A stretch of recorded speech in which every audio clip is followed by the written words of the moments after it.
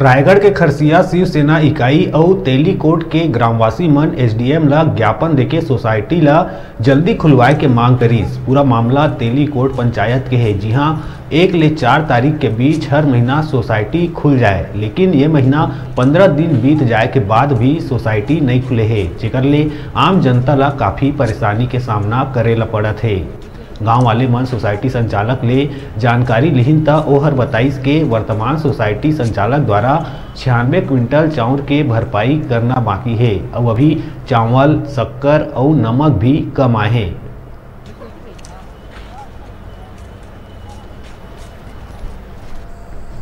आज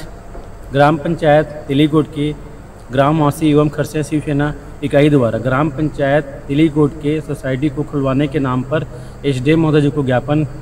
दिया गया। मैं बता दूं, ग्राम पंचायत तेलीकोट की सोसाइटी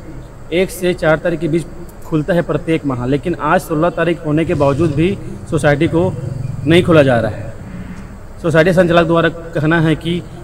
पूर्व सोसाइटी संचालक द्वारा 96 कुंटल चावल का भुगतान करना है, जिसकी वजह से सोसाइटी को नहीं खोला जा रहा है। इस वीडियो के माध्यम से मैं माननीय एसडीएम महोदय जी से मांग करता हूं कि ग्राम पंचायत तेलीकोट के सोसाइटी को जल्द से जल्द खुलवाने की कृपा करें एवं ग्रामवासियों को जो चावल के लिए, खाने पीने के लिए जो समस्या हो रही है, उन पे राहत दें।